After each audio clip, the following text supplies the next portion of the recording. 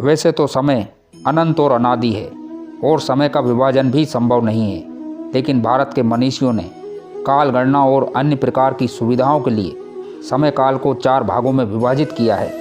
सतयुग, त्रेता युग, द्वापर युग और कलयुग। एवं इन सभी युगों की अवधि भी हमारे शास्त्रों में बताई गई है। हमारे ग्रंथों में समय को रेखीय न मानकर चक्राकार माना गया है और इसीलिए ये कहा जाता है कि समय का चक्र हर समय घूमता रहता है एवं एक निर्धारित समय के बाद एक युग का अंत होता है और क्रम के अनुसार पुराने युग फिर से लौटते हैं।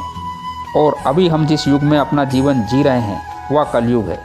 कलयुग यानी एक ऐसा युग जिसमें मनुष्य जाति का मन असंतोष से भरा हुआ हो, सभी मानसिक रूप से दुखी हों एवं धर्म का 1/4 अंश ही इस धरती पर रह गया हो। चारों ओर अहंकार, लालच और आतंक ही दिखाई देता हो।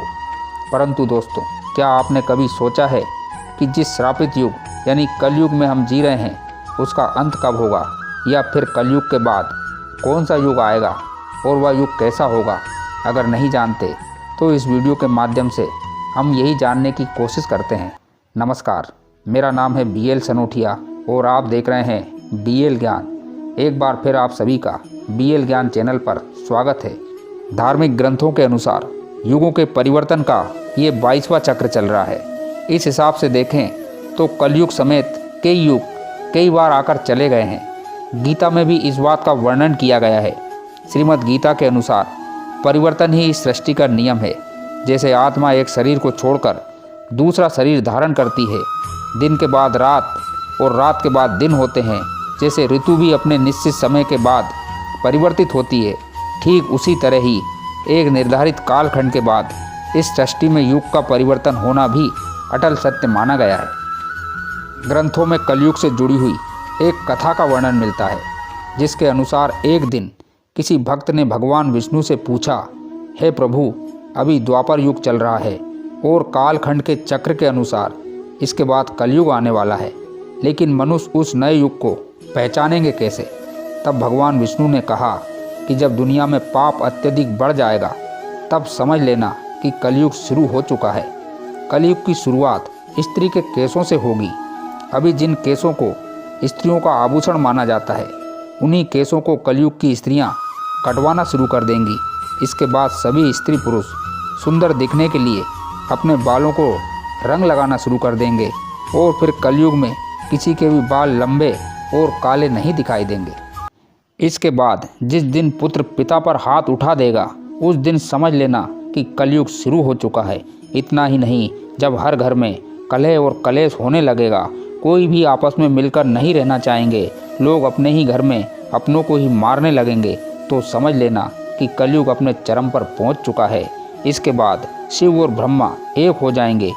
इसके बाद भगवान कहते हैं कि कलयुग में जब पाप अपने चरम पर पहुंच जाएगा और पृथ्वी लोक से धर्म पूरी तरह से समाप्त होने लगेगा, तब मैं कल्कि के रूप में अवतरित होकर इस धरा को पापों से मुक्त करूंगा और उसके बाद जो नया युग आएगा वह सतयुग कहलाएगा।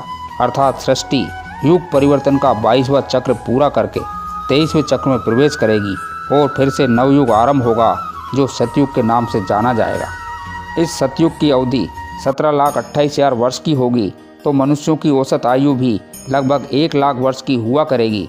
पृथ्वी लोक पर फिर से धर्म का बोलबाला होगा। मनुष्य भौतिक सुख सुविधाओं की जगह मानसिक सुखों पर बल देगा। मनुष्यों में एक दूसरे के लिए नफरत की कोई जगह नहीं होगी, चारों ओर प्यार ही प्यार होगा। मानवता की पुनः स्थापना होगी, मनुष्यों को परम ज्ञान की प्राप्ति होगी। इस युग में लोग पूजन और कर्मकांड में विश्वास करेंगे। सतयुग में मनुष्य अपने तपोबल से भगवान से बात भी कर सकेगा।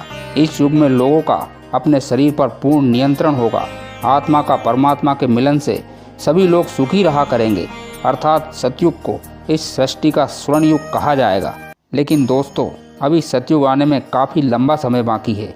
हमारे शास्त्रों में कलयुग की कुल अवधि 4,32,000 वर्ष बताई गई है और उसमें से अभी मात्र कलयुग ने 5,122 वर्ष ही पूरे किए हैं। इस हिसाब से कह सकते हैं कि अभी सतयुग आने में काफ़ी लंबा समय बाकी है। तो क्यों ना दोस्तों, हम सब मिलकर इस कलयुग में ही अपने धर्म और कर्म से सतयुग की तरह जीने का प्रयास करें, क्योंकि ग्रंथों में इस बात का वर्णन मिलता है कि कलयुग में जो लोग धर्म और कर्म पर विश्वास करेंगे उन्हें सतयुग की तरह ही सुख की प्राप्ति होगी। दोस्तों, वीडियो में दी गई जानकारी यदि आपको पसंद आई है तो वीडियो को लाइक ज़रूर कीजिए, साथ ही अपने व्हाट्सएप पर शेयर भी कीजिए। आज के लिए बस इतना ही। अगले वीडियो में फिर किसी लाभदायक और ज्ञानवर्धक जानकारी के साथ आपके साथ जुड़ेंगे। तब तक